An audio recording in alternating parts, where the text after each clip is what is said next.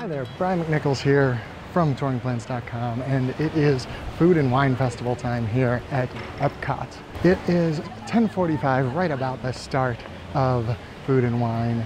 Here near the Imagination Pavilion, Flavors of Fire is already going 15 minutes before they're technically supposed to. That happens a lot with the closer kiosks, the ones down here and the ones right along the front of World Showcase here.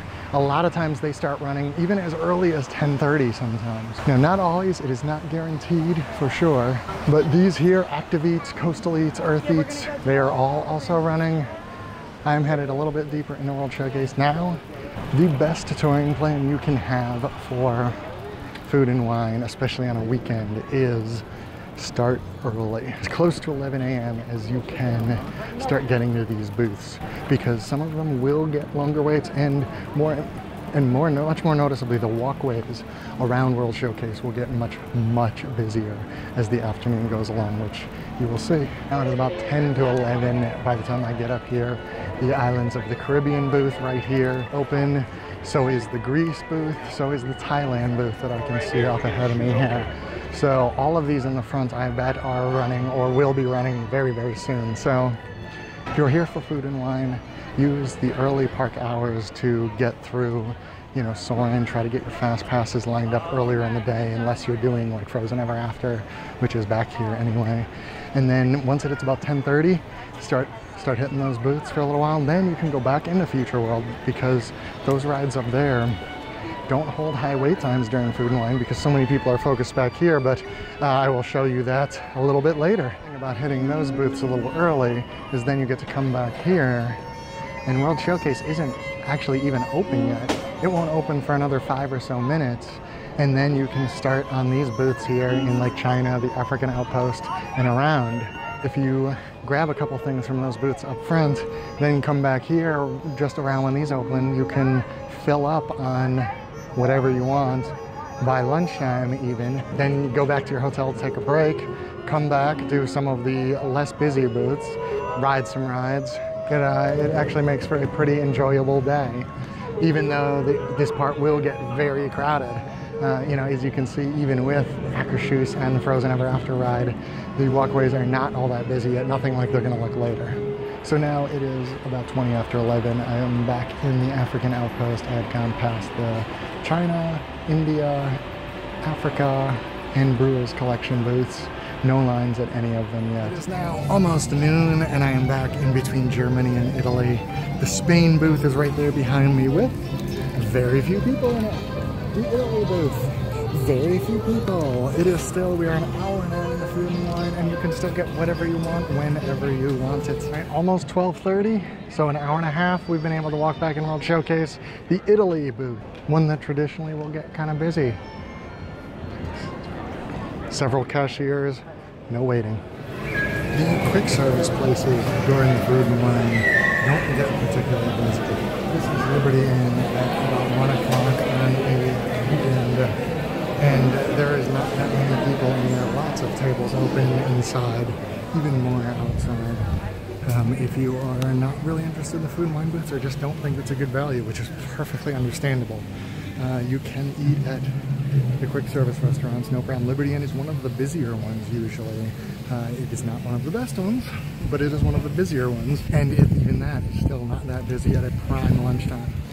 Now it is about 1:15, and you are starting to see some lines build. Not serious, but there is the Brazil booth. There is about 10 people in line. Already Rose and Crown is getting pretty busy. This is what I have found.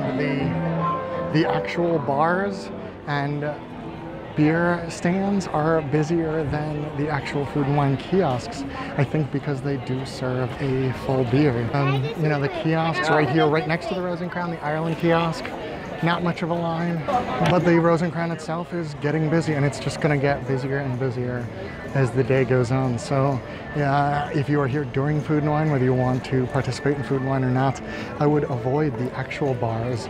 La Cava del Tequila has an entire temporary line set up inside the pavilion for how long their line gets. It's not a great value to drink at the kiosks, so if you're here to drink, then you know you're gonna have to get used to the lines. But if you are not here for food and wine, or just looking for casual food and you know some alcohol, then I think your best bet is to just stick to the booths. So now the walkways during food and wine will always be crowded. There will always be people around World Showcase just walking. You'll see a lot of groups of people in shirts that they think are extremely funny. I saw a Tipsy Story group before, like Toy Story, except Tipsy, I don't know. We need to get some comedy writers to do punch-ups on these shirts or something. But they are all here basically to drink. So by tonight, you will notice that. In fact, I've already noticed a couple of times. Now the Canada booth is actually pretty busy, but see, I'm around towards the front of the park here, and you can I'm sure see behind me how busy it is. But some of them, New Zealand here, not too bad. Maybe about 6 people waiting is all. And the Australia booth, the one I'm actually headed for right now, has nobody at it. So, okay, I'm up in Future World now at the Festival Center, which is, for you other oldies out there, this is the Wonders of Life Pavilion. I was actually in this once last year, right at the end of Food and Wine. It had been the first time I was in here since Body Wars closed, whenever that was. But it is still kind of cool to walk in here, even though, you know, obviously it doesn't look the same, but... And as you can see, it's not busy, that's for sure. So now I am in the Land Pavilion here, home of 2 of the greatest attractions ever known, Soarin' and Living with the Land. Yeah, that was kind of a joke. Soarin' maybe isn't one of the greatest attractions, I get it. Well, right now, the standby wait, Soarin' is a 30-minute wait. You can see it up there. I'm not sure you can read that or not, but it says 30. Which means the actual wait is probably in the 20 to 25-minute range. There's a 30-minute wait at one of the headliners, you know, the super headliners. Living with the Land, not surprising, it says 10-minute wait. I just saw that line. It's maybe 5, if that. Even Sunshine Seasons here. One of the easier things to do during Food and Wine, if you're not interested in Food and Wine, is eat. There are just tables and tables and tables open. No lines at any of the registers back there. You can easily do any of this stuff because everybody's so preoccupied with food and wine. I mean, this right here is the Living with the Land line. Like, that's it. That's the whole line. It says it's a 10-minute wait. There's no chance it is. These attractions are easily rideable and re-rideable in late afternoon during food and wine. Spaceship Earth here actually has a 30-minute wait. So the same as Soarin' right now, which seems weird. I think this is just a factor of it being the first thing you see when you're coming into the park and the last thing you see when you're leaving it. So you have a combination of people that are leaving right now, people coming in for food and wine, and there seems to be a 50-50 split of people leaving and coming in right now. And a lot of them, I think, are just stopping at Spaceship Earth.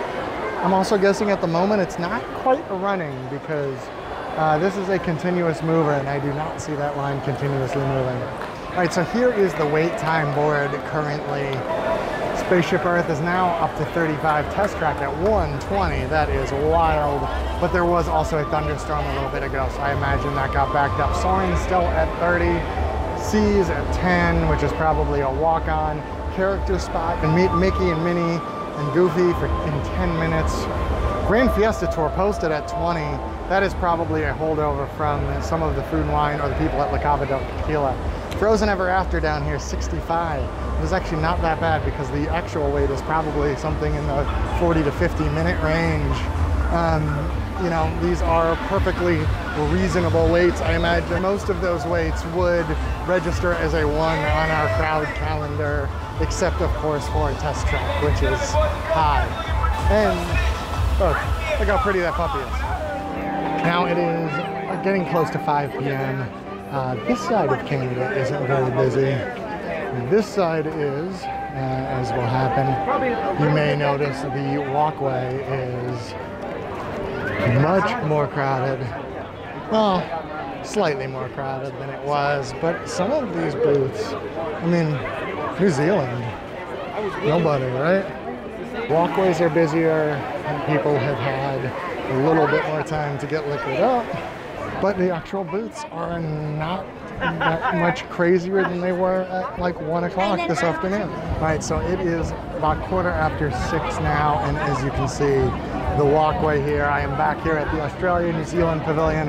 Not necessarily intentionally meaning to come back to the same pavilions, but this tends to be where some of the crowd gets bad here, and the other side near the Mexico Pavilion, and it is bad. It is tough to walk through right now. There are just a lot of people around, but the booths aren't terrible, actually. I mean, this is the New Zealand booth here with a handful of people in it. I just stopped at the Australia booth, and there was only a couple of people in front of me.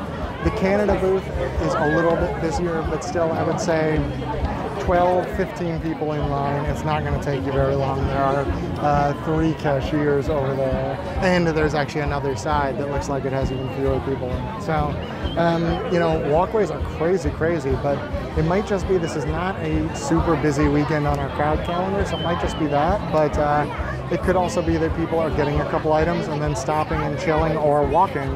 I've also noticed a lot of the traditional drink booths, the beer carts, La Cava del Tequila, very busy.